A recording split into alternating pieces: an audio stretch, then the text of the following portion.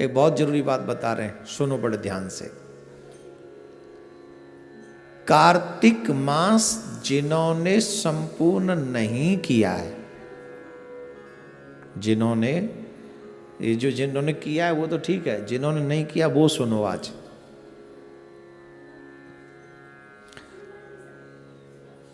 अरे आप शांत रहिए ना। जिन्होंने नहीं किया है वो सुनो। जिन्होंने व्रत नहीं किया है, मतलब जिन्होंने पूरा कार्तिक नहीं स्नान किया, वो सुने। अगर कार्तिक मास के लास्ट के 5 दिन, ये ध्यान रखें, इसको लिख लें आप, कार्तिक मास के लास्ट के 5 दिन अगर आप उन नियमों का पालन करें जो कार्तिक मास में पालन करने योग्य हैं, तो जो फल पूरा कार्तिक मास के स्नान का है वही फल कार्तिक मास के 5 दिन, जो आखिरी के 5 दिन हैं, उसका फल आपको मिल जाता है। ये हम नहीं बता रहे हैं, ये पुण्य जो है पितामह भीष्म ने धर्मराज जी को बताया। और पूरे महीने जिनसे न हो पाया हो उन्हें कम से कम 5 दिन ऐसा करना ही चाहिए। ये कार्तिक मास अपने आप में बड़ा पवित्र पुनीत है, और मैं तो कहूँगा आप भी कीजिए और अपने बच्चों से भी करवाइए, क्योंकि आप हैं तो अभी बच्चे कर लेंगे, कल को शायद आपके बच्चे न करें, समझ ही नहीं पाएंगे, इतने मॉडर्न हो जाएंगे, इतने वो हो जाएंगे, शायद न कर पाए। आप कीजिए, मैं बताता हूं नियम क्या। वैसे तो 5 के 5 दिन व्रत करना चाहिए, ब्रह्मचर्य का पालन करना चाहिए, क्रोध का त्याग करना चाहिए। मैं ये शॉर्टकट में बता रहा हूं जिससे वीडियो छोटी बने और आपको सब तक पहुंच जाए। 5वां दिन, 5 जो दिन है वो कब से प्रारंभ होंगे? देव उठनी एकादशी से, और पूर्णिमा तक वो 5 दिन कंप्लीट होंगे। देव उठनी एकादशी से पूर्णिमा तक आपको ये व्रत करना है। और देव उठनी एकादशी कब है जी?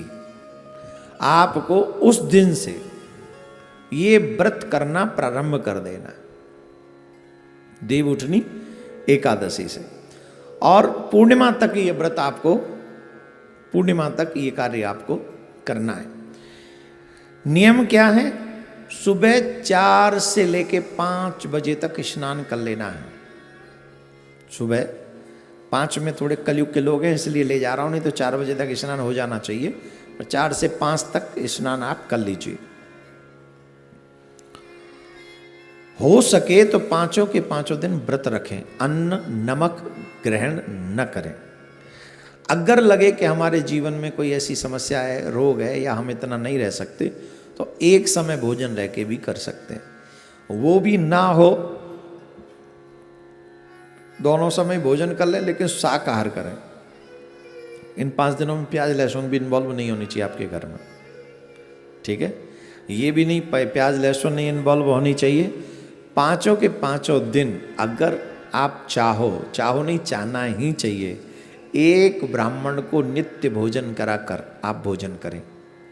गौ को चारा खिलाकर ही आप जो है भोजन ग्रहण करें। पक्षियों को कुछ खिला दें तो कुछ करें उसे। और जितना, अगर ये संभव नहीं है कि 5 दिन हम एक कॉन्टिन्यूस ब्राह्मण को बुलाएं, तो आखिरी के दिन, पूर्णिमा के दिन, हम 5 ब्राह्मण बुलाकर अपने घर में भोजन जिमा सकते हैं। पर डे करने की बजाय हम एक दिन में ही कर सकते हैं। ब्रह्मचर्य का पालन अवश्य करें। ये 5 दिन जो है, पितामह भीष्म ने धर्मराज जी को बहुत बड़ा उपदेश दिया था। ये उपदेश 5 दिन तक चला था। ध्यान से सुनना, ये उपदेश पितामह भीष्म ने धर्मराज जी को दिया था, और धर्मराज जी को ये उपदेश 5 दिन चला था। और पितामह भीष्म आजीवन ब्रह्मचारी थे, ये आप सब जानते हैं। और इसीलिए भगवान श्री कृष्ण ने ये कार्तिक मास के ये 5 दिन जो हैं, यही 5 दिनों में उन्होंने ये उपदेश दिया था। तो ये 5 दिन पितामह भीष्म को श्री कृष्ण ने अर्पण कर दिए, और कहा कि आज से कार्तिक मास के आखिरी के 5 दिन जो भी व्रत करेगा, जो भी इन नियमों का पालन करेगा, जो फल पूरे कार्तिक के स्नान का मिलता है वो फल उनको इन 5 दिनों में मिल जाएगा।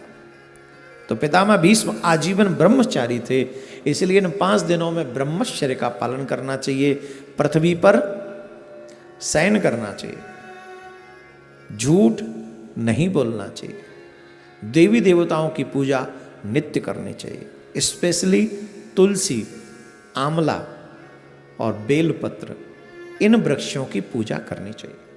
तुलसी हमारे सनातन में बहुत पूजनीय हैं, इसलिए तुलसी के बिरवे के पास जो ये व्रत करें उन्हें सुबह शाम दीपक जलाना चाहिए, घी का दीपक, शुद्ध देसी गाय के घी का दीपक, भैंस का नहीं।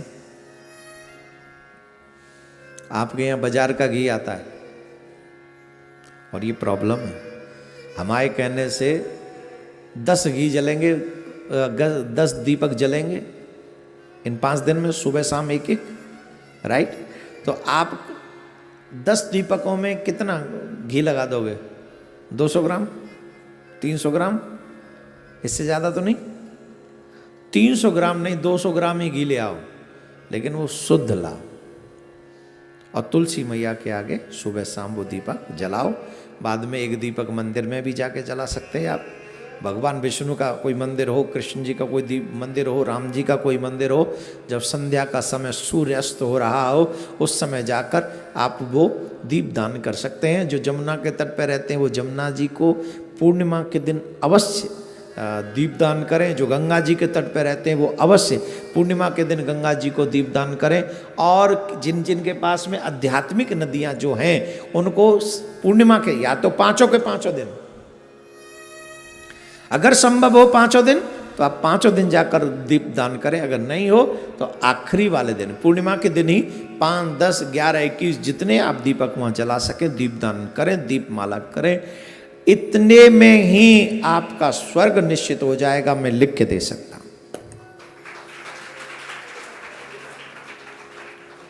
जिनको स्वर्ग